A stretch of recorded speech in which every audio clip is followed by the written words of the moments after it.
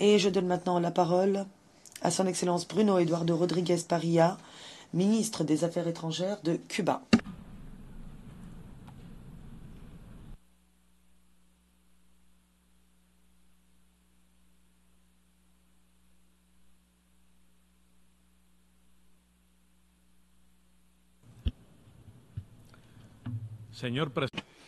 Monsieur le Président, Monsieur le Secrétaire général, je voudrais avant toute chose exprimer la solidarité et l'appui de Cuba au peuple frère de Palestine qui, depuis 75 ans, est victime d'une occupation coloniale, de violations flagrantes de ses droits légitimes en tant que nation.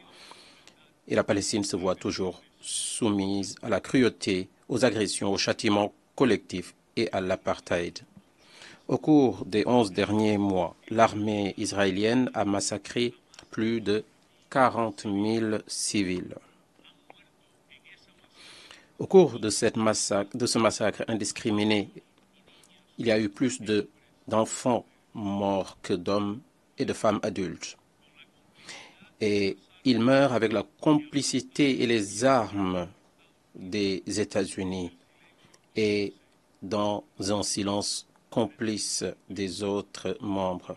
Nous rendons ici un hommage appuyé aux plus de 220 travailleurs de cette organisation qui également ont été assassinés. La position de Cuba est claire et sans équivoque. Le président Miguel Díaz-Canel Bermúdez a dit, et je cite, « L'histoire ne pardonnera pas aux indifférents.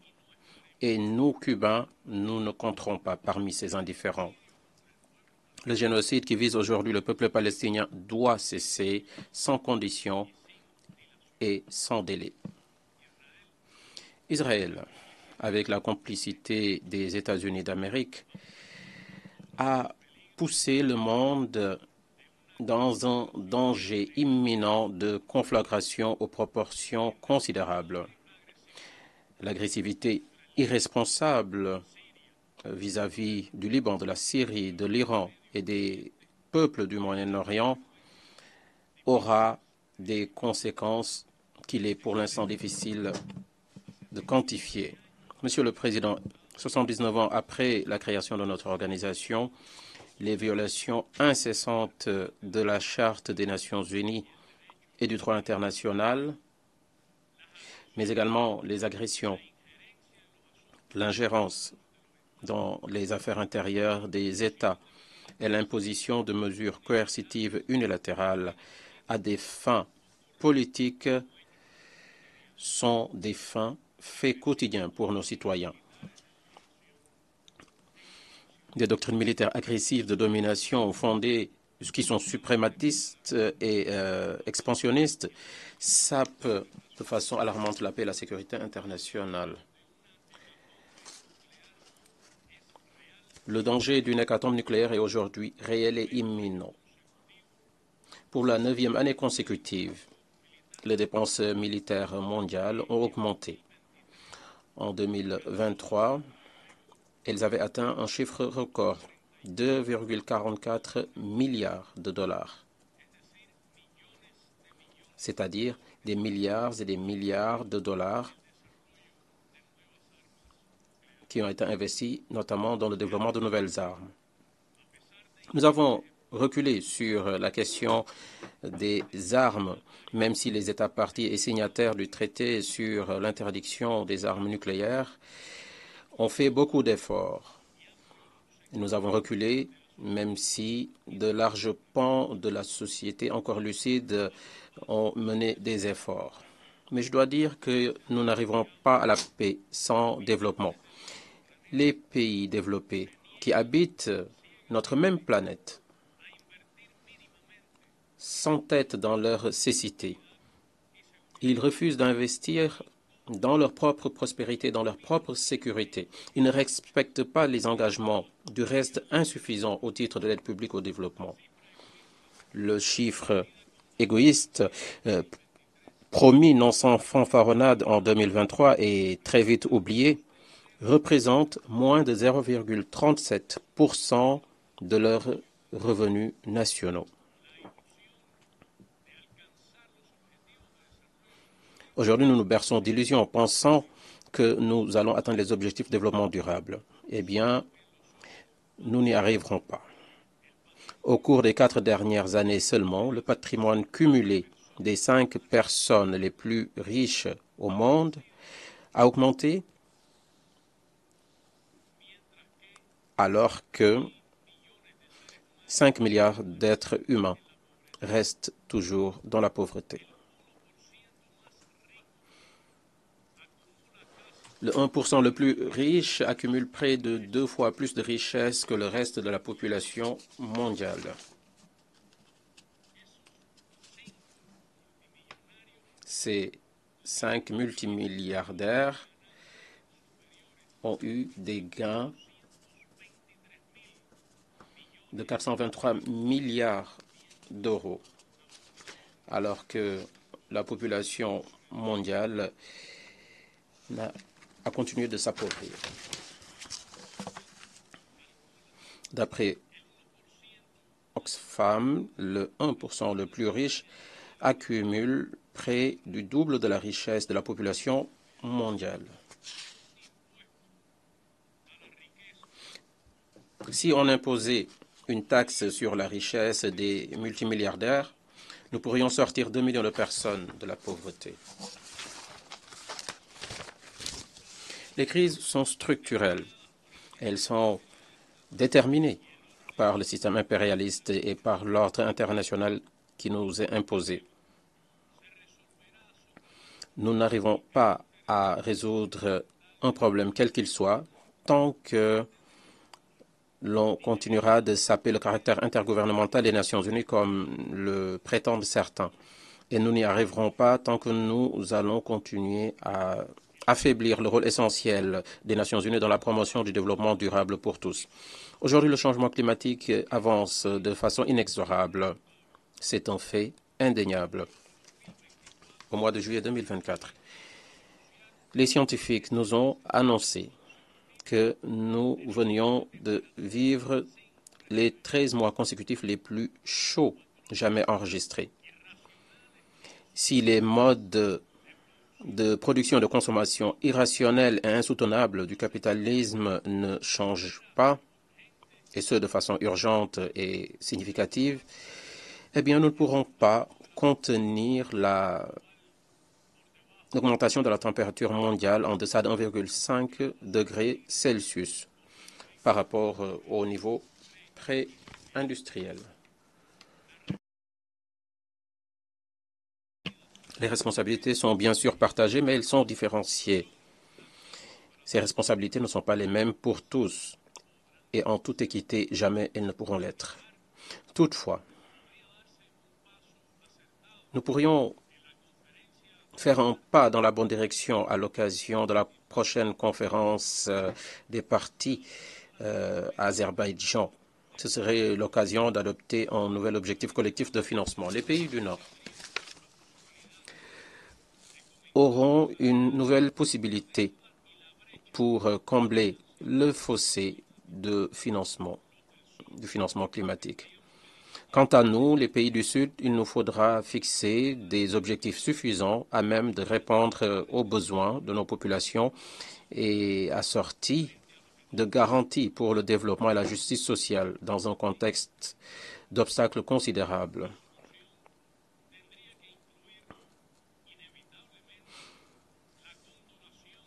Toute solution passe immanquablement par l'annulation de la dette payée déjà plusieurs fois. Un ordre international juste et démocratique qui garantit la paix et l'équilibre du monde,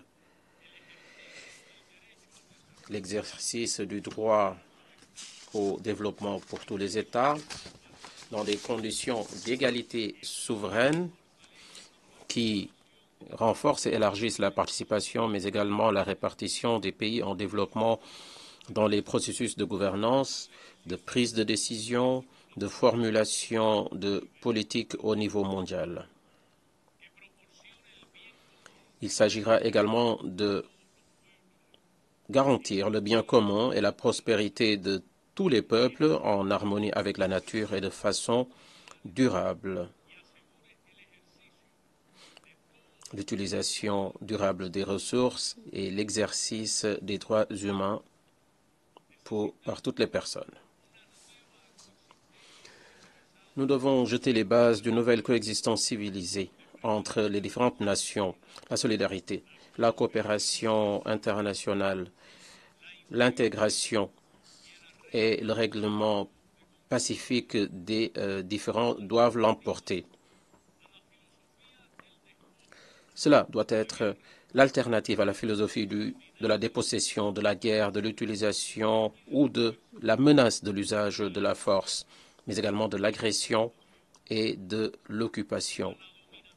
Cela doit être une alternative également à la domination et à l'hégémonisme culturel, politique, financier, technologique, militaire ou de toute autre manifestation qui viendrait à menacer la paix, l'indépendance et la souveraineté des États. Un ordre sans blocage ni mesure coercitive unilatérale. Un ordre qui serait fondé sur le multilatéralisme et dans le plein respect de la Charte des Nations Unies et du droit international. Madame la Présidente, le gouvernement des États-Unis s'ingénie à vouloir contrôler le destin de Cuba. C'est une tentative pernicieuse, mais vouée à l'échec. Et c'est une vieille ambition ancrée dans la doctrine Monroe, qui définit même la nature impérialiste, une politique qui est dominante et hégémoniste vis-à-vis de Cuba et de notre région des Amériques. Le blocus économique, commercial et financier qui vise notre pays est également un blocus politique, technologique et d'ordre touche la communication. Ce blocus a été conçu comme l'une des principales armes d'agression cherchant à détruire l'économie cubaine. Ce blocus cherche à bloquer nos revenus financiers, à provoquer l'effondrement de notre économie, à entraîner une situation d'instabilité politique et sociale. Les dommages causés par ce blocus sont visibles et indéniables et ils se répercutent dans la vie de toutes les Cubaines et tous les Cubains. Et cela s'accompagne de la campagne de désinformation et de calomnie la plus féroce jamais connue, mais également de tentatives constantes d'émission dans nos affaires intérieures, avec bien sûr la complicité, la tolérante complicité de certains groupes terroristes des États-Unis qui organisent des actes violents contre notre pays. Toutes ces actions, bien sûr, contreviennent au droit international. Ils contreviennent aux buts et principes de notre organisation et aux nombreuses résolutions adoptées par notre Assemblée générale.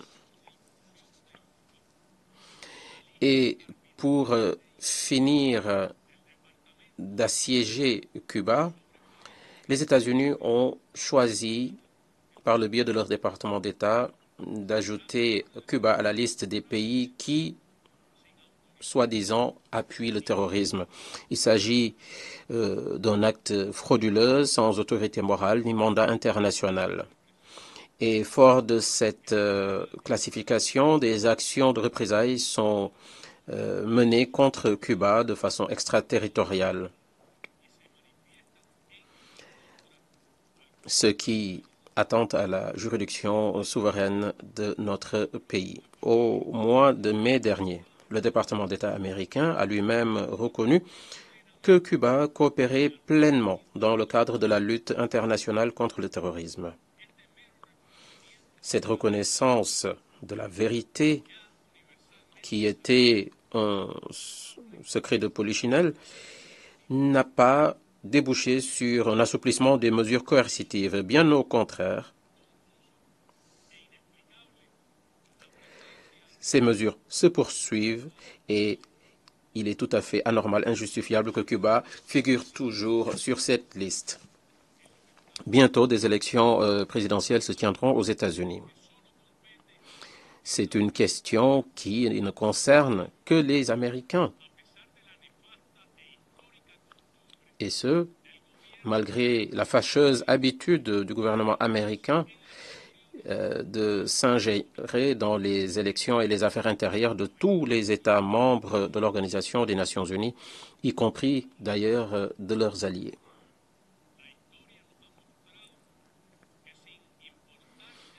L'histoire nous a montré que, quel que soit le résultat de ces élections, les hommes et femmes politiques et les secteurs anti-cubains qui ont fait de l'agression contre Cuba une activité à but lucratif, eh bien, l'histoire nous apprend qu'ils vont continuer à avoir droit au chapitre, à exercer leur influence. Ils ont pris l'habitude de manipuler le système politique américain en fonction d'un programme politique très étriqué, hostile, et qui sert les intérêts d'une poignée de l'élite américaine. Il ne représente d'aucune manière la volonté de la majorité des Américains, ni encore des Cubains qui y vivent. Alors, quel que soit le résultat de cette joute électorale, Cuba continuera à défendre son droit souverain à l'indépendance et nous continuerons à construire le socialisme. Et comme nous le disons, sans aucune interférence étrangère. Nous continuerons également, Madame la Présidente, à plaider en faveur d'une relation respectueuse et constructive avec les États-Unis d'Amérique. Madame la Présidente, en 2014, la communauté des États latino-américains et des Caraïbes, CELAC, a décidé de proclamer notre région zone de paix. Aujourd'hui, cet engagement est plus que jamais pertinent et d'actualité. En effet, nous défendons la paix et le multilatéralisme face notamment aux mesures coercitives unilatérales. Ces mesures qui nuisent gravement à la Syrie, au Bélarus, au Nicaragua, au Venezuela, au Zimbabwe, à la République populaire démocratique de Corée, mais également à la République islamique d'Iran, à la Russie, à Cuba et à bien d'autres nations encore. Nous rejetons dans les termes les plus vifs toute tentative de porter atteinte à l'ordre légitime constitutionnel de nos pays par le biais de coups d'État. Ce fut d'ailleurs le cas en Bolivie en 2019 et 26 juin dernier.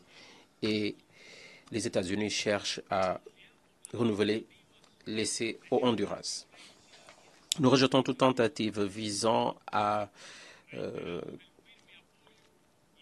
provoquer la déstabilisation au Venezuela ou encore la violence. Nous réitérons notre appui ferme et notre solidarité au gouvernement bolivarien, chaviste et à l'union civico-militaire du peuple vénézuélien qui a porté Nicolás Maduro au pouvoir. Ceux qui ne reconnaissent pas les résultats issus des élections sont irresponsables et ne respectent pas les institutions légitimes et populaires et la volonté populaire des Vénézuéliens. Les actions déstabilisatrices visant le gouvernement de réconciliation et d'unité nationale du Nicaragua doivent cesser. Le peuple frère de Sandino pourra toujours compter sur notre appui. Nous réitérons également notre appui au droit légitime à l'autodétermination et à l'indépendance de Porto Rico. La communauté internationale a une dette historique vis-à-vis de Haïti. Haïti, qui a été le théâtre de la première révolution indépendantiste, sociale et anti-esclavagiste de notre continent. Nous saluons à ce titre les efforts de la communauté des Caraïbes, la CARICOM, qui cherche à trouver une solution durable à la situation dramatique que connaît Haïti, toujours dans le respect de l'indépendance et de la souveraineté de cette nation sœur. Nous appuyons également le droit légitime à la souveraineté du peuple argentin sur les îles Malvinas, Sandwich du Sud et Géorgie du Sud, ainsi que les espaces maritimes adjacents. Nous réaffirmons notre appui et notre engagement en faveur des efforts de paix en Colombie. Et Cuba continuera à contribuer dans la mesure du possible en tant que garant. L'Afrique est le berceau de l'humanité pourra toujours compter sur Cuba dans sa volonté d'aller de l'avant et de réaliser le développement. Nous réaffirmons depuis cette tribune notre solidarité constante avec le peuple sahraoui et pour l'exercice de sa libre détermination. Cuba exprime son ferme rejet aux actions cherchant à saper l'intégrité territoriale ainsi que la souveraineté de la République populaire de Chine. Nous condamnons l'immixtion dans les affaires intérieures de ce pays et nous renouvelons ici notre appui indéfectible au principe d'une seule Chine, conformément à ce que cette Assemblée générale même a décidé dans sa résolution historique 2758, résolution à travers laquelle l'Assemblée générale a reconnu la République populaire comme la seule et légitime représentante du peuple chinois. Nous sommes en faveur d'une résolution diplomatique sérieuse, constructive, réaliste et par des moyens pacifiques à la guerre en Ukraine, toujours dans le respect du droit international, garantissant ainsi la sécurité et la souveraineté de tous. Dans ce contexte, Cuba appuie la proposition présentée par la Chine et le Brésil en vue de parvenir à une résolution politique de cette crise. Madame la Présidente, Mesdames et Messieurs les chefs de délégation des Affaires étrangères, conjuguons nos efforts pour parvenir à